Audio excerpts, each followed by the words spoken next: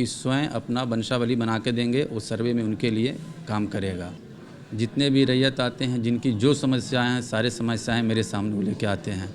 उनको जो समस्या का निराकरण उचित, जो विधि सम्मत है, विधिवत, उसको हम बताते हैं कि आप ऐसे प्लेटफॉर्म पे कीजिए। उनको गलत, जनरली रैयतों की जानकारी नहीं होने के चलते लोग यहाँ वहाँ दौड़ते हैं। कर्मचारी का नंबर दिया हुआ है, कर्मचारी से भी बात कर सकते हैं। बाहर हम चिपका भी रखे हैं उन लोगों को कि क्या क्या सुविधाएँ उसमें और क्या क्या आपको अपलोड करना है। पब्लिक डोमेन में साइट पर भी ये चीज़ें उपलब्ध हैं।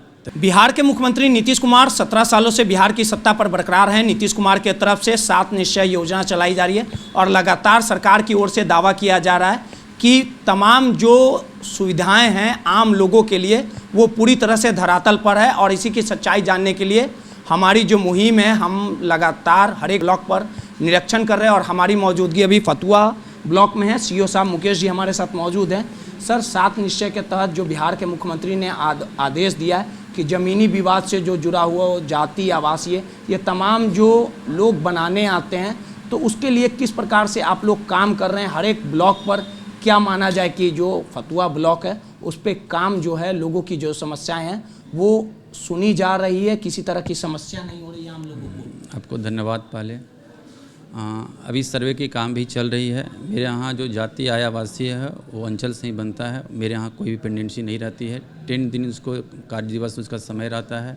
समय के अंदर ही हम लोग 5-6 दिन के अंदर डिस्पोज कर देते हैं। सर्वे में जो भी एक वंशावली के लोगों की होड़ मची हुई बनाने के लिए, उसमें स्पष्ट है कि वंशावली वो स्वयं बना के देंगे। पहले जनरली वंशावली सरपंच को बनाने का पावर था, और अभी जो सर्वे में उनको देना है, तो आपके माध्यम से उन लोगों को जानकारी भी हो जाएगी कि स्वयं अपना वंशावली बना के देंगे, वो सर्वे में उनके लिए काम करेगा। और सर्वे ऑफिस इसी कैंपस के बगल में डाटा सेंटर में चल रहा है, उसके भूतल कक्ष में है। सर्वे का काम भी ठीक ठाक चल रही है। और जो उन लोग सर्वे की पूरी एक टीम है, 22 लोगों की एक टीम है। 34 मौजे में सर्वे इस अंचल का भी शुरू हो चुका है और वो ठीक ठाक काम कर रही है। भूमि विवाद का जहाँ तक सवाल है, तो हर शनिवार बैठक हम लोग करते हैं। इस अंचल के अंतर्गत 2 पूर्ण रूप से थाने आते हैं, 2 पार्शियली थाने आते हैं। एक जगह स्वयं में और बाकी जगह संबंधित राजस्व कर्मचारी को बैठाते हैं हम लोग, और उनका भी हम लोग जो विधि सम्मत हो उसका हम लोग निराकरण करते हैं। एक सवाल है मुकेश जी, जिस प्रकार से अगर किसी को ज़मीनी विवाद की समस्या होती है या वो लगातार दौड़ते हैं या इस तरह की बातें शिकायतें में आती है कि ब्लॉक में धांधली जो है वो बड़े रूप में होती है, उससे निपटने के लिए किस प्रकार से आप लोग निगरानी रखते हैं ताकि लोग दलालों के चक्कर में ना पड़े, क्योंकि ब्लॉकों में ज़्यादातर दलालों का कब्जा रहता है? व्यक्तिगत तौर पर हम 10 से लेकर 2 जितने भी रैयत आते हैं, जिनकी जो समस्याएँ हैं, सारे समस्याएँ मेरे सामने वो लेके आते हैं। उनको जो समस्या का निराकरण उचित, जो विधि सम्मत है, विधिवत, उसको हम बताते हैं कि आप ऐसे प्लेटफॉर्म पे कीजिए। उनको गलत, जनरली रैयतों की जानकारी नहीं होने के चलते लोग यहाँ वहाँ दौड़ते हैं। मामला अगर उसकी जमींदारी अधिकरण का है तो चलाते हैं, मेरे पास चलाते हैं, तो उनको समझाते हैं। मापी का है तो एक्चुअली ऑनलाइन मापी हो गई है, वो ऑफलाइन देते हैं, तो उनको हम समझाते हैं कि आप ऑनलाइन दीजिए।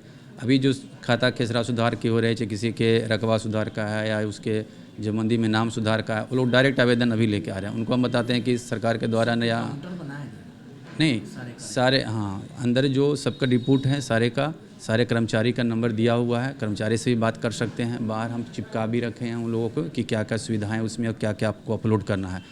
पब्लिक डोमेन में साइट पर भी ये चीज़ें उपलब्ध हैं, तो रहिए तो वहाँ से भी प्राप्त कर सकते हैं, हम लोग से पूछ भी सकते हैं, राजस्व कर्मचारी के फ़ोन से भी पूछ सकते हैं। सुविधा के लिए हम लोग तत्पर हैं उन लोगों को।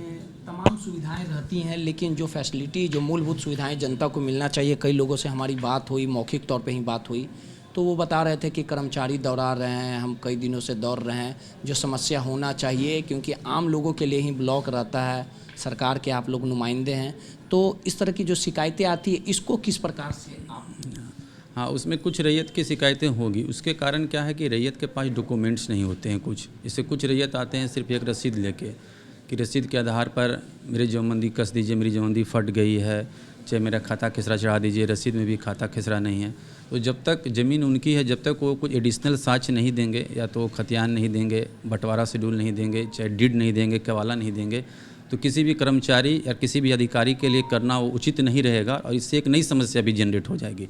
अगर उनके दिए हुए चीज़ को बिना जांच किए अगर हमके लोगों के द्वारा चढ़ा दी जाए, मालूम चलेगा कि वो किसी दूसरे रैयत का भी वो ज़मीन था, एक नया समस्या क्रिएट हो जाएगा। तो संतुष्ट होने के उपरांत ही ये कार्य। सर्वे का काम ठीक चल रहा है और विशेष जानकारी लेने के लिए एएसओ साहब हैं, बगल वाले बिल्डिंग में बैठे हैं, अंजनी बाबू हैं, उनसे विस्तृत जानकारी ली जा सकती है उनको। अभी 34 मौजे बताएं कि आम सभा हो गई है, बाकी फर्दर लोग रैयत अपना डॉक्यूमेंट जमा कर रहे हैं। डॉक्यूमेंट जमा होने के बाद वो ऑनलाइन होगा, उसके बाद दावा आपत्ति लोगों का आएगा, जिसमें 2 कानूनगो हैं, कानूनगो उनकी सुनवाई भी करेंगे।